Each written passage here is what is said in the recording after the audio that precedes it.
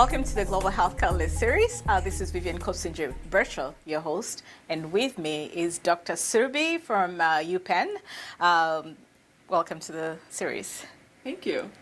For the benefit of our viewers who haven't watched a prior video with you, could you please tell us a little bit about yourself and what you do and how it interacts with the Global Health Catalyst Summit? Sure. So I'm on faculty at the University of Pennsylvania. I'm a radiation oncologist. I trained here, but I've been based in sub-Saharan Africa since 2014, primarily focusing on management and research on women with cervical cancer and HIV.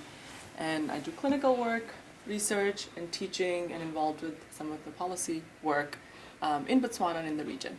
And why is it important for you to be here today? And what does... Yeah, let's start there. Yeah, no, this is a very important meeting. It's bringing a lot of, all the big minds in the field, the global minds really, from the continent, from Africa, as well as people who are really passionate about this here, and really thinking about some solutions to move this agenda forward. We're tired of talking about the problem constantly, right. And I think it's time to focus on the real, implementable, scalable solutions. And it's fantastic to have this whole group together of researchers, of implementation scientists, of physicians, of policymakers, all in one room to push this forward. And what has struck out for you the most? Is it the first time you're being a part of the Global Health Catalyst? I am actually, yeah. Last several times I think I was on maternity leaves. Awesome, congratulations. Thank you, thank you. And so what has struck out for you at this summit so far? First of all, the energy in this group, how much is actually already happening.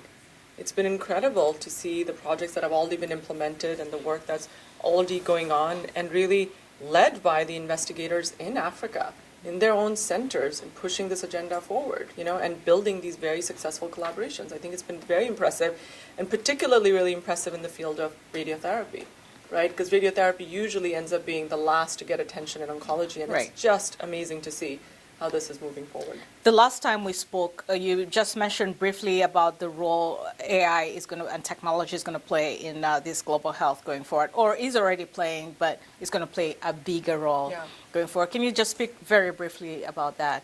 Yeah, I mean, look, we didn't talk about much on that in the session this time, but I'm pretty sure the next meeting we're going to be discussing even more. And it did come up that some of the challenges we're seeing in certain centers in Africa right now, there's similar challenges to what we were seeing 20 years ago, in centers in high-income countries. Do we really have to go through that same cycle? With the technology that exists today, I don't think so. I think we're going to have really much easier solutions, much more practical solutions that are technology-based in practice soon, and I don't see that there should be any issues in implementing those across the board in high-income countries and LMICs at the same time. To be honest, that actually should be a priority, to be able to have higher turnover for treatment, higher throughput, as well as to get better quality of treatment. And some of the regimens, such as hypofractionation that we've been talking about a lot today, that would be even easier to implement if we had auto-contouring and auto-planning that sort of facilitates this process, makes it all faster, and we can get more patients through treatment. And do you see yourself playing a more active role with this Global Health Catalyst? And if so, in what area?